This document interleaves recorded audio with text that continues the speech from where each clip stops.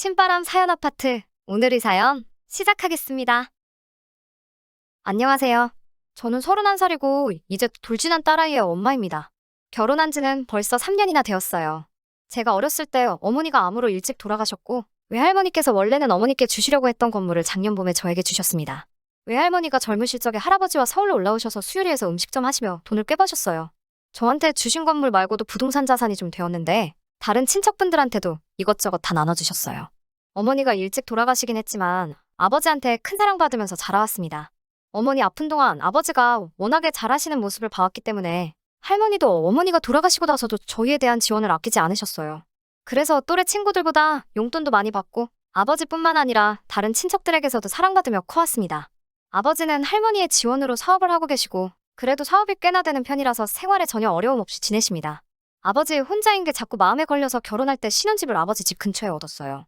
시댁에서는 반기지 않았지만 아버지가 집을 구하는데 비용을 거의 다 내주셔서 따로 아무 말도 못 하시더라고요.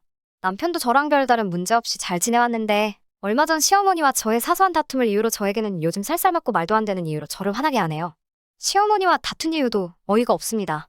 할머니께 증여받은 건물에서 나오는 월세를 왜 제가 관리를 하냐며 저한테 한마디를 하셨기 때문이에요. 그 말이 나온 것도 제 짐작이지만 얼마 전에 제가 시어머니 부탁을 거절했던 것 때문에 그러시는 거라는 생각이 들었습니다. 언젠가 제 건물 1층에 공실이 생겼는데 그 사실을 알고 시어머니가 신우랑 같이 카페를 하나 차리고 싶다고 했어요. 1년이면 자리를 잡을 테니 그때까지 월세랑 보증금 없이 시작하게 해달라고 하는 말씀에 제가 딱 잘라 거절했거든요. 건물이 위치가 나쁜 편이 아니라서 공실 채우는데도 어려움도 없고 손해볼 것도 없었고요. 신우가 아직 결혼도 안 하고 나이가 어린데 대학교 졸업하고 나서 취업은커녕 제 남편한테 용돈 받아서 놀러 다니기만 하던 걸 알기 때문에 못 믿어온 부분이 더 컸습니다. 가만히 있어도 세입자가 구해질 텐데 제가 뭐하러 신우 카페를 제 돈 포기해가면서 열어줘야 하나요? 제 건물에서 들어오는 돈의 일부를 생활비에 보태기 시작하면서부터 남편 용돈이 조금 넉넉해졌거든요. 그러니까 신우가 제 남편에게 받는 용돈도 따지고 보면 제가 주는 거나 다름없는 상황이었고 솔직히 아무리 수입이 엄청 늘었다지만 그런 식으로 가족들한테만 퍼주는 남편의 모습이 썩 마음에 들지는 않았어요. 친정아버지 사는 곳이 지척인데 제가 먼저 한번 방문하자는 말 꺼내기 전까지는 가자는 말 죽어도 먼저 안 하고 전화 연락도 장인어른이 어렵다는 이유로 안 하거든요. 아버지한테 전화와서 우리 사위는 잘 지내냐는 말 한마디 들을 때마다 아주 그렇게 남편한테 서운할 때가 없어요. 남편이 재택근무를 하게 되면서 신우가 저 없는 동안 저희 집에도 뻔질나게 드나들게 되었어요. 저는 건물 때문에 낮에는 제 개인용도 사무실에서 일을 보고 있어서 마주치지는 못해요. 새 물건 냄새는 어찌나 잘 맡는지 제가 쇼핑 가서 뭐라도 하나 새 거 사놓으면 그걸 가지고 디자인이 어떻다느니 요즘 사람은 그런 거 잘 안 된다든지 어쩌니 하면서 마음에 드는 거라도 하나 있으면 저 없을 때 남편한테 말해서 몰래 빌려가고 합니다. 예전에 사놓고 오랜만에 가방 하나 들려고 옷장을 뒤지다 없으면 여지없이 신우가 남편 통해서 저 몰래 빌려갔다가 돌려주지 않은 거였어요. 남편은 자기가 빌려줘놓고도 가방 같은 거 솔직히 잘 모르니 뭘 빌려줬는지 기억도 못해서 다시 받아내지도 못하고요.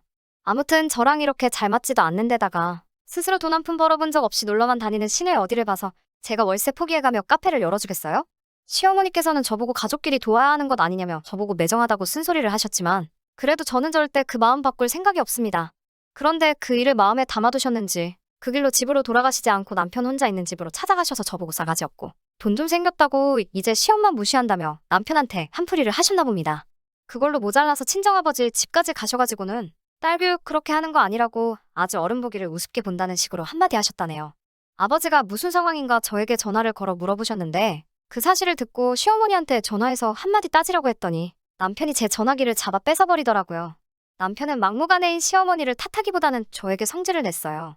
그냥 해주지 그깟 건물로 유세를 부리느냐면서요. 망치로 머리를 두들겨 맞은 것 같았습니다.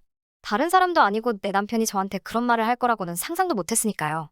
장사가 요즘 보통 힘드냐고. 이 시국에 문 닫는 카페가 하루에도 수십 수백 개가 넘는 상황인데 아르바이트 한번 안 해본 신우가 뭘 할 줄 알아서 카페를 운영하겠냐고 현실을 똑바로 보라며 남편을 타일렀는데 남편의 반응이 제 말에 수긍하기는커녕 오히려 저에게 더 화를 냈어요. 저보고 변했다고 너 옛날이면 절대로 이러지 않았을 거라면서 건물 생기고 돈 많아지니까 아주 내 가족들이 우스워 보이냐면서 대학교도 지잡대를 나와가지고는 운 좋게 건물 하나 생겼다고 세상 다 가진 거 같냐고 네가 뭔데 자기를 가르치려 드냐며 화를 내더군요. 대학교랑 장사랑 무슨 상관이냐고 정신 차리라고 건물 있다고 무슨 죄가 앉아서 떼돈을 버는 줄 아는가 본데 건물 관리하고 세 받는 것도 얼마나 힘든 일인 줄 아냐고 회사 다니는 너보다 관리 몇 년 해본 내가 더 잘 알지 않겠냐 한마디 하니 할 말이 없었는지 저한테 또 건물 가지고 유세 떨지 말라면서 제가 얼마 전에 바꿔준 외제차 끌고 시댁으로 가버렸어요. 한 번은 건물 받고 나서 얼마 안 가서 남편이 회사 때려치고 제 명의 건물에서 장사를 하면 어떻겠냐고. 자기 회사 다니는 것보다 낫지 않겠냐면서 사표 내고 장사한다는 걸 반대했는데 그 뒤로 월급 받아올 때마다 네가 나보다 돈 많이 버니까 자기가 벌어오는 월급은 시댁에 다 줘야겠다 뭐 이런 소리를 한 적도 있어요. 그래서 주고 싶으면 다 주라고 대신에 나도 그러면 이혼하겠다고 한마디 했더니 미안하다며 저한테 빌은 적도 있습니다. 아무튼 그렇게 시댁으로 도망가 놓고 일주일 만에 돌아와서는 돌진한 딸내미 걱정은 하나도 안 됐는지 좀 어떻게 저랑 풀어서 잘 지내볼 생각은 하지 않고 대뜸 전화기를 들이밀더니 지네 엄마한테 전화해서 사과드리고 해달라는 대로 다 해주라네요. 저도 참을 만큼 참았으니 싫다고 그럴 생각 추호도 없다고 말했더니 예의는 어디다 팔아먹었냐고 제가 엄마 없이 자라서 시어머니한테 효도하는 마음이 없는 거라며 제가 저희 친정아버지한테 하는 거 반만큼만 시어머니한테 해보라고 그러면 돌아가신 우리 어머니도 딸아이가 이렇게 착한 아이였구나 하고 기뻐하실 거라는 말도 안 되는 소리를 짓거리면서 빈정대기 시작했습니다. 그 말 듣고 딸아이들 채웠고 아버지 집으로 왔습니다. 짐 챙겨서 나오는 와중에도 저한테 말이 심했다고 사과를 하기는커녕 제가 지금 뭘 잘했다고 엄마도 없는 친정 가서 네가 뭘 할 거냐며 소리소리를 지르더군요. 딸아이 데리고 온 저를 보고 아버지는 무슨 일이냐고 놀라시고 제가 울고 있으니 아이까지 따라서 우네요. 한참 울다가 정신 추스리고 곰곰이 생각해봤습니다. 이혼하고 싶어요. 이렇게 건물 가지고 시댁에 돈줄 취급 받는 것도 싫고 그전에는 없이 살아도 둘이서 참 행복했는데 이럴 거면 건물이 왜 제 수중에 들어온 건지 싶고요. 이혼했을 때 딸아이가 받을 손가락질 생각하니 혹시나 나중에 딸아이가 저를 이 사실로 원망을 하진 않을까 두렵기도 하네요. 이혼을 하려면 합의 이혼을 해야 할 텐데 돈맛을 알아버린 시댁 쪽에서 저랑 그렇게 쉽게 이혼할 거라는 생각도 들지 않고요. 후기입니다. 제가 직접 알아봤어야 하는데 몰랐던 정보 공유해주신 분들께 정말 감사드립니다. 여러분들이 말씀해주신 대로 알아봤더니 고부간의 갈등도 이혼 사유로 충분하고 상속받은 재산은 부부 공동의 재산이 아니기 때문에 나눌 필요도 없다고 하네요. 아빠 없이 자랄 딸아이 생각도 제가 너무 걱정만 앞선 것 같습니다. 말씀해주신 대로 애아빠와 제 사이가 저런 상황에서 자랄 아이가 더 불쌍한 게 맞는 것 같습니다. 친정아버지 집에서 며칠 머물다가 굳은 결심을 하고 남편에게 제가 먼저 연락했네요. 약속 장소에 나온 남편은 자기가 이겼다고 생각하는 건지 위기양양해가지고는 왜 떨어져 있으니까 사과할 마음이 들어? 라는 식으로 나오더라고요. 아마도 아이 때문에 제가 이혼을 못할 거라 생각했나 봐요. 남편이 하는 말 듣고 있다가 저도 한마디 꺼냈습니다. 가만 생각해보니 당신 말도 일리가 있다고요. 우연찮게 수중에 들어온 건물이고 그로 인해 내 벌이가 많아진 것도 사실이고 그 때문에 내가 항상 스스로에게 아니라고 생각했지만 알게 모르게 이 집안의 갑이 되었다 착각한 것 같다고요. 그 건물을 담기엔 제 그릇이 너무 작았다고 말하니 남편도 고개를 끄덕이면서 어디 더 들어보자는 식으로 나오더군요. 내 딴에는 시댁에도 아쉽지 않게 챙겨주려 했지만 팔은 안으로 굽는 법이라고 내가 친정아버지를 시댁보다 더 챙긴 게 맞고 그것 또한 공평하지 않다는 걸 이번에 깨달았다고 말해줬어요. 그리고 본론으로 나왔습니다. 결혼할 때 아버지가 해준 집은 다시 아버지 명의로 돌려드리고 건물 가지고 유세 부리기도 싫고 어차피 우리 엄마가 살아있었으면 엄마 건물이었을 텐데 이것 때문에 가족끼리 싸우고 사이 나빠지는 걸 더는 참을 수가 없다. 그러니 건물 명의도 원래 주인이었어야 하는 친정아버지 앞으로 돌려놓겠다. 시집살이해도 괜찮으니 집을 팔아서 시댁으로 들어가서 살자고 우리 처음부터 다시 시작하자고 했어요. 없으면 없는 대로 살고 이제 우리 행복했던 시절로 돌아가 나도 오빠 하나만 바라보고 살 테니 다시 처음에 하기로 했던 것처럼 우리 힘으로만 살아가자고요. 남편 표정이 일그러지더니 그게 무슨 말이냐고 하더라고요. 건물을 왜 친정아버지 명의로 돌리냐고. 그건 우리 거라고 하면서 말이에요. 그냥 자기 어머니가 원하는 대로 1층에 장사를 하게만 해주면 된다고 당황을 하더라고요. 저는 그 말에 한사코 거절을 했죠. 그건 아니라고. 어떻게 며느리 된 도리로 시어머니한테 월세를 받내 마네를 결정하겠냐고요.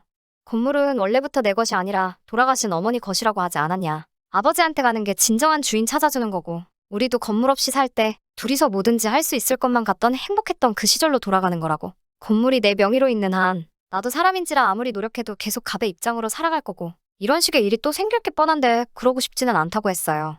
남편이 잔뜩 당황해서는 자기가 하는 말은 그런 게 아니라고 다시 생각해보라며 저를 설득하려고 해왔습니다. 저는 남편에게 이미 마음 굳혔다고 오빠가 이걸 허락해주지 않는다면 어머니가 입원하셨던 병원 재단에다가 건물을 기증하겠다는 의사를 밝혔고 오빠한테도 시간이 필요할 테니 조금만 더 생각해보고 연락을 달라고 했습니다. 2주 뒤에 남편이 저에게 들이민 건 이혼 서류였어요. 다시 처음부터 시작하는 말 따위 기대한 적도 없지만 막상 이혼 서류를 받고 나니 기분이 썩 좋지만도 않더라고요. 남편 명의로 사전 외제차라도 건지려는 마음에 저와의 이혼을 결심했다는 사실을 믿을 수가 없었습니다. 건물을 아버지 명의로 돌리거나 신혼집을 다시 아버지께 돌려드리려는 생각은 사실 추호도 없었어요. 남편도 건물 없이 둘이서 노력해서 성공하려고 하던 그 시절로 돌아가자는 말에 동의만 해줬으면 제가 가진 거 다 포기하고 저를 선택해줬으면 그때 가서는 저도 시어머니든 시누가 되었든 해달라는 대로 다 해줬을 수도 있습니다. 그런데 고작 자기 수중에 남아있는 것만이라도 지키고 싶어서 저와의 이혼을 결심했다는 사실을 믿을 수가 없었어요. 할머니가 엄마 앞으로 남겨주신 건물이 제 인생을 달라지게 한 건 사실입니다. 허나 정말 사랑했고 가정까지 이룬 한 남자가 탐욕에 눈이 멀어 변해가는 과정을 제 두 눈으로 똑똑히 지켜봐야 했으니 돈이 많다고 무조건 행복한 건 아니네요.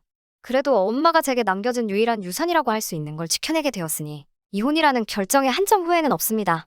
앞으로 저희 아버지와 딸아이와 오래오래 행복하게 살았으면 좋겠습니다. 끝까지 들어주셔서 감사합니다. 오늘의 사연은 여기까지입니다. 구독과 좋아요, 알람 설정 부탁드리고 더 좋은 사연으로 다시 찾아뵙겠습니다. 감사합니다.